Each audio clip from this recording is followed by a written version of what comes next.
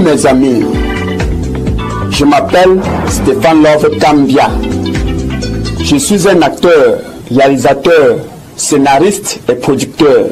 Aujourd'hui, je vais vous raconter comment j'ai employé des moyens pour parvenir à réaliser Mariage à tout prix. Voici donc mon parcours.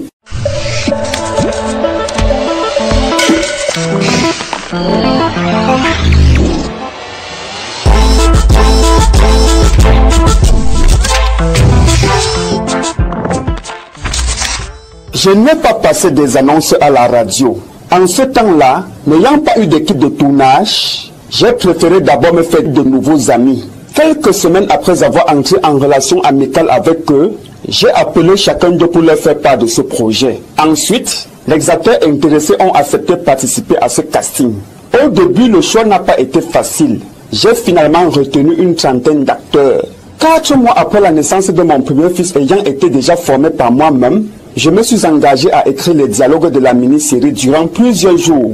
Et c'est à partir du jeudi 15 juin 2017 que j'ai enfin débuté son tournage. Voilà donc le déroulement du casting.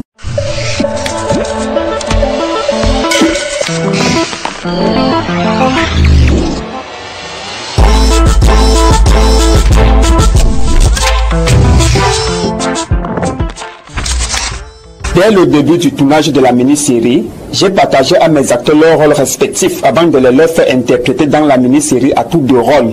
Non seulement en les dirigeant sur mes plateaux de tournage en faisant plusieurs prises de son, mais aussi en contrôlant en même temps toutes les étapes de sa réalisation. Quant à moi, j'ai interprété le rôle d'un homme d'affaires, celui d'un grand marabout et aussi celui d'un grand sorcier. Si j'ai joué le rôle d'un grand marabout et aussi celui d'un grand sorcier, c'est parce que je n'avais pas pu trouver les acteurs qui pouvaient bien le faire. Mais malgré que je n'avais pas formé ni préparé mes acteurs avant de lancer ce projet, c'est plutôt pendant la production de la mini-série que j'exigeais qu'ils répètent les leurs plusieurs fois avant de mettre cela enfin en pratique. Mes acteurs ne sont pas des professionnels de ce métier. C'est la raison pour laquelle j'avais parfois des difficultés sur mes plateaux de tournage avec certains parmi eux. Certains interprétaient leur rôle à peine et d'autres ne partaient plus régulièrement sur mes plateaux de tournage à cause de leurs occupations professionnelles. J'étais donc obligé de prendre plusieurs temps d'arrêt de tournage. Pendant ce temps, je continuais à travailler sur ce projet en permanence en assurant en même temps la continuité de sa production durant ces arrêts. À partir de la seconde année 2018, je me suis battu pour continuer à la produire. En ce moment-là, j'ai enregistré la musique du générique, les musiques de scène et les bruitages de la mini-série. Après 10 mois de son tournage à Bafoussam, je suis rentré à Douala pour continuer à la produire. Quelques jours après, j'ai bouclé sa production. 1 an après la fin de la production de la mini-série, j'ai commencé à rédiger sa fiche technique et son synopsis durant plusieurs jours. Après avoir fait cela, je me suis également engagé à la composer en 15 épisodes jour après l'avoir déjà fait à plusieurs reprises avec difficulté. Et ensuite, je l'ai intitulé Mariage à tout prix. Après avoir déjà vu mon ingénieur du son, le nommé Tala Jano, depuis plusieurs mois pour qu'il me fasse le prix du mixage et le mastering de la mini-série, je me suis rendu chez lui à nouveau comme lui et moi avons conclu afin qu'il s'engage à faire ce travail. Après plusieurs jours du mixage et le mastering, j'ai réglé toutes mes factures et ensuite la mini-série sort le mardi 22 janvier 2019 avec succès, ayant été globalement très bien accueillie par la critique. Elle recueille donc 90% de critiques positives. 2 jours après sa sortie, je me suis rendu à la Sociedadra pour me renseigner concernant la déclaration d'œuvre. Ayant eu déjà la réponse à mes questions, je suis parti du lieu pour me préparer à remplir les formalités. Le lendemain matin, je suis allé à nouveau sur le lieu pour enfin déclarer l'œuvre. C'est donc ça en quelque sorte mon parcours.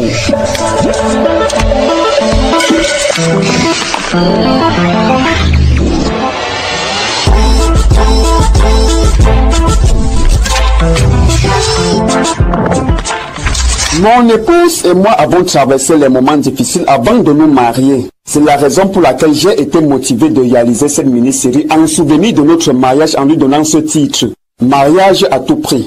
Mariage à tout prix retrace dans mon histoire et de ma femme Amélie Flore. C'est une mini-série de drame chrétienne, historique et radiophonique à 100% camerounaise en une saison composée de 15 épisodes. Je n'avais pas assez d'histoires à raconter. C'est la raison pour laquelle Mariage à tout prix n'aura pas de saison 2. Elle reste plutôt une mini-série de 15 épisodes. Alors, mes acteurs et moi avons essayé de faire en sorte qu'elle soit quand même réussie. Je savais d'avance que je devais arriver à la réaliser, parce que j'ai beaucoup appris de mes erreurs.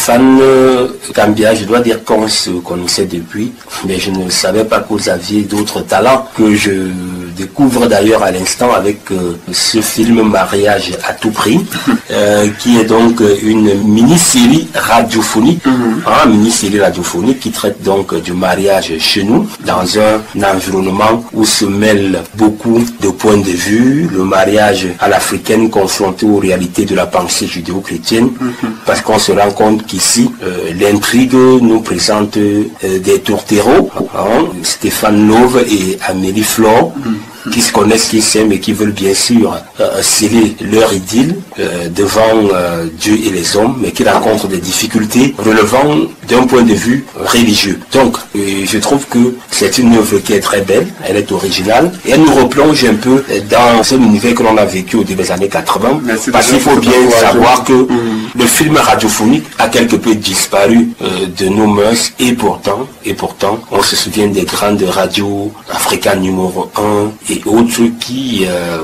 ont justement excellé dans ce genre d'exercice. On se souvient même de Patrick Guémandon qui avait une émission similaire. Je trouve l'œuvre très bonne, de très bonne qualité. Sur le plan sonore, il n'y a vraiment rien à dire. L'intrigue, elle est bien menée. En fait, j'ai écouté avec plaisir du début jusqu'à la fin. Maintenant, je dois dire qu'une œuvre comme celle-ci ne saurait être rangée dans des tiroirs. Il faut qu'elle sorte, il faut que le public la découvre. On peut commencer d'abord par la presse écrite. On a Weseko et un média web qui est trop regardé, qui est bien connu. On peut y aller et puis on commence par là. Et c'est donc au fur et à mesure que les gens vont découvrir l'œuvre. Avec vos contacts, on va donc vous appeler régulièrement. Et là, vous allez voir comment est-ce que vous allez procéder pour mettre cela à l'écoute du grand public. En diffusant ça dans les radios écoutées, la CRTV, Radio France Internationale, BBC, pourquoi pas la radio allemande, la Deutsche Welle. Vous savez que tout le monde ne vit pas en ville, tout le monde ne regarde pas la télévision, le boulot. Il y en a qui sont en campagne, qui écoutent la radio et qui peuvent donc écouter ce genre de production avec beaucoup de plaisir. En plus du fait que la radio soit une présence pour eux à nocturne, ça peut être aussi une source d'éducation à travers le sujet que vous traitez dans ce film. Donc c'est une bonne chose. Merci.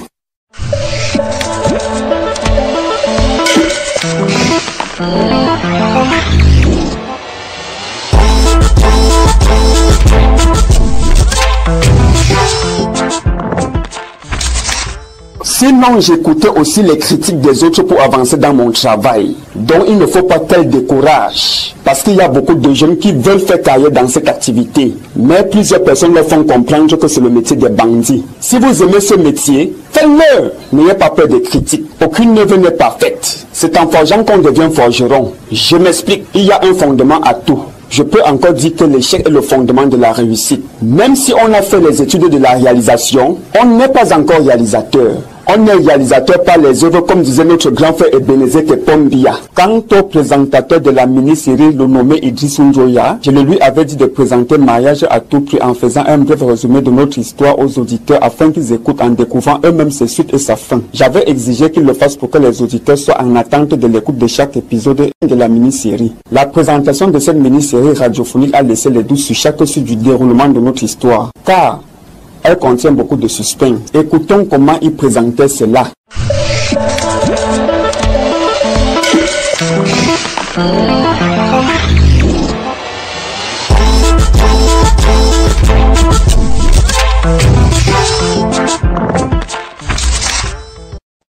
Chers auditeurs, chères auditrices, salut, je suis Idrissou Njoya. Je vais vous présenter Mariage à tout prix. Mariage à tout prix est donc une mini-série de drames chrétiennes, historiques et radiophoniques à 100% camerounaise en une saison composée de 15 épisodes. Elle parle des maux qui minent notre société par les faits réels des religions dans nos familles. Mais elle retrace également l'histoire de Stéphane Love et d'Amélie Flore. Réalisation et production, Stéphane Love Kambia. Je dois maintenant vous faire un bref résumé de leur histoire que raconte Mariage à tout prix. Stéphane Love, riche, homme d'affaires et célibataire, et Amélie Flore se connaissent et s'aiment depuis leur rencontre. Quelques mois plus tard, ces deux amoureux décident de faire part de leur relation amoureuse à leurs parents. Un samedi soir, Stéphane Love et son père Eric Martial Kwamboujeka se rendent chez les parents d'Amélie Flore pour faire le premier pas. Curieusement, étant déjà sur le lieu, Son père Daran Yomba ne les accueille pas chaleureusement en se livrant à des actes de colère, en l'accusant d'avoir porté atteinte à la personnalité de sa grand-mère après avoir aussi découvert qu'elle fréquente une église de réveil. À cause de cette accusation, les menaces et les conditions données par son père,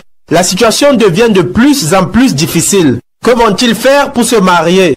Doit-on se marier par tribu, par connaissance ou par amour?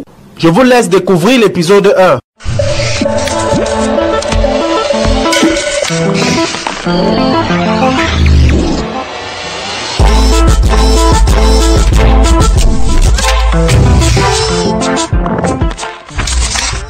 Que vont-ils faire pour se marier? Il s'agit de mon épouse et moi. C'est un pronom interrogatif que le présentateur de la mini-série a utilisé dans sa phrase pour que chaque auditeur essaie eux-mêmes de tirer la conclusion de notre histoire. Écoutons donc le témoignage de cet auditeur au sujet de mariage à tout prix.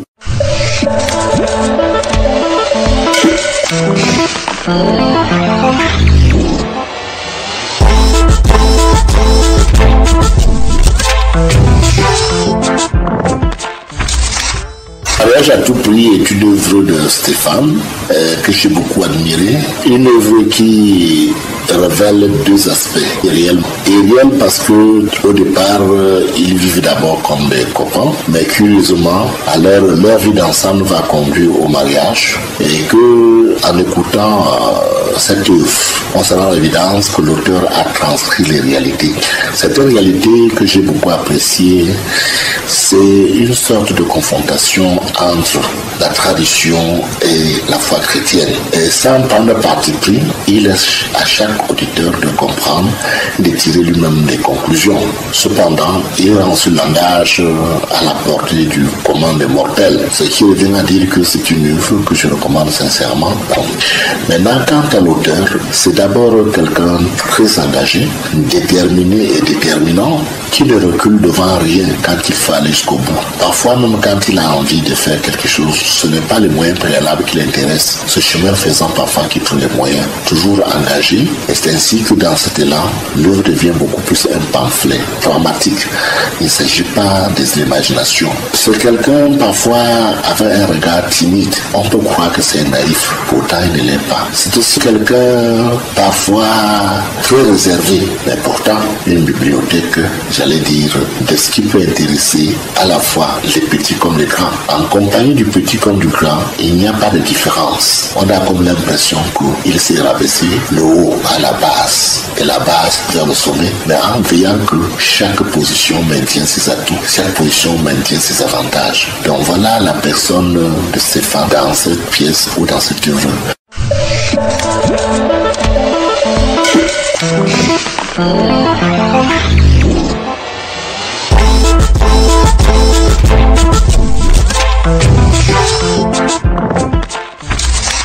Je vous prie donc d'écouter son intégralité. Vous allez adorer, car elle nous démontre le déséquilibre de la vie professionnelle.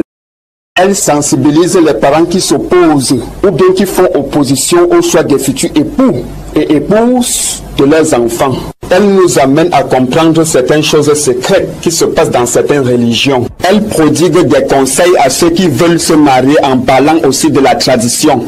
Elle nous explique le caractère inconscient et dangereux du risque à ceux qui fréquentent les marabouts. Elle nous relate également comment ce marabout se confesse en se repentant d'avoir péché ou d'avoir commis des atrocités. Elle nous démontre l'importance de la persévérance et de la détermination lorsqu'on veut se marier. Mes chers amis, sachez qu'avant de réaliser cette mini-série radiophonique, j'ai longtemps réfléchi avant de la mettre en œuvre. Alors, sachez que tout peut s'apprendre. Tout le monde peut apprendre à devenir ou à être acteur de cinéma. Mais cela demande beaucoup d'efforts et de travail, de la persévérance et de la détermination.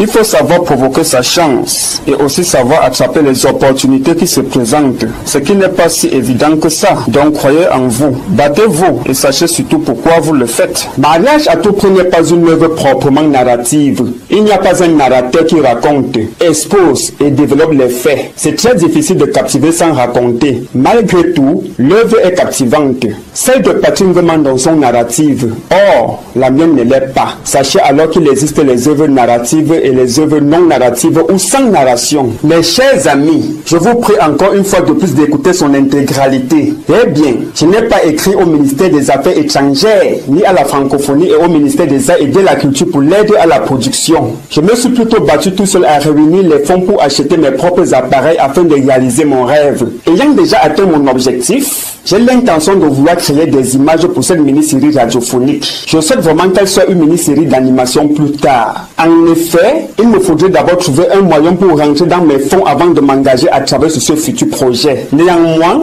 ça fait déjà une trentaine d'années que j'ai choisi cette voie. Par la grâce de Dieu, mon rêve s'est enfin réalisé. Pour conclure, je dirais que ça n'a pas été facile de la réaliser. Mes acteurs et moi avons rencontré beaucoup de difficultés lors de sa production. Il y avait les moments que certains parmi eux me demandaient plusieurs temps d'arrêt de tournage. Non seulement pour récupérer leur force, mais aussi à cause de leurs occupations professionnelles, dont nous n'étions pas en plein tournage tous les jours. Sans plus tarder, je remercie ceux qui m'ont encouragé, car leurs encouragements m'ont beaucoup soutenu. Je remercie également mon ingénieur du son et mes acteurs parce que c'est grâce à eux que mon épouse et moi sommes devenus enfin célèbres.